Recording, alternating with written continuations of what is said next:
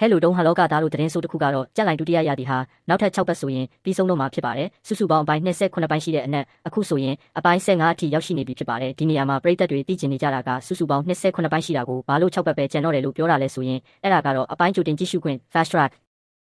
ကြောင့်ပဲဖြစ်ပါတယ်ပထမရာသီတုန်းကလိုပဲနောက်ဆုံး6ပတ်မှာအပိုင်းတွေကိုကြိုတင်ထုတ်လွှင့်ပေးသွားမှာဖြစ်ပါတယ်ဆိုလိုတာကအပိုင်း22ကနေ28အထိကိုကြိုတင်ကြည့်ရှုခွင့်နဲ့ထုတ်ပေးမှာဖြစ်ပြီးအဲ့ဒီနေ့မှာအသစ်ထွက်မဲ့အပိုင်း22နဲ့ပါပေါင်းရင်တရက်တည်းမှာတင်အပိုင်း9ပိုင်းအထိတပြိုင်တည်းကြည့်ရှုနိုင်မှာဖြစ်ပါတယ်ဒါကြောင့်မို့လို့နောက်ထပ်6ပတ်ဆိုရင်ပြီးဆုံးတော့မယ်လို့ပြောတာပါဒါဟာဇလန်းကိုအမြန်ကြည့်ကျင်နေတဲ့သူတွေအတွက်အရန်ကောင်းတဲ့အခွင့်အရေးဖြစ်ပြီးစက်သိမ်းပိုင်းကို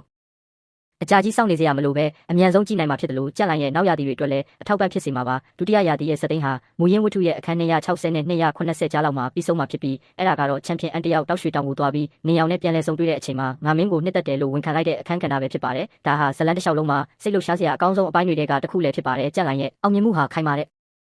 မူရင်းဇလန်နဲ့အားပေးကြတဲ့ပရိသတ်တွေအပြင်ထုတ်လုပ်ရေးအဖွဲ့ရဲ့အသေးစိတ်ကြတဲ့စူးစမ်းမှုတွေကြောင့်ပဲဖြစ်ပါတယ်ပရိသတ်တွေအတွက်တော့ဒီလိုရည်သွေးရှိတဲ့လက်ရမျိုးဟာ animation လောကအတွက်စံပြတစ်ခုဖြစ်စေပြီးနောက်လာမယ့်ရာသီတွေကိုလည်းဆက်လက်မျှော်လင့်နေကြမှာဖြစ်တယ်လို့ကြက်လိုင်ဟာ animation လောကရဲ့ခေတ်သစ်တစ်ခုကိုဖွင့်လှစ်ပေးနိုင်လိမ့်မယ်လို့ယုံကြည်ရပါတယ်ဖော်လို့လေးလုပ်ခဲ့ပါအောင်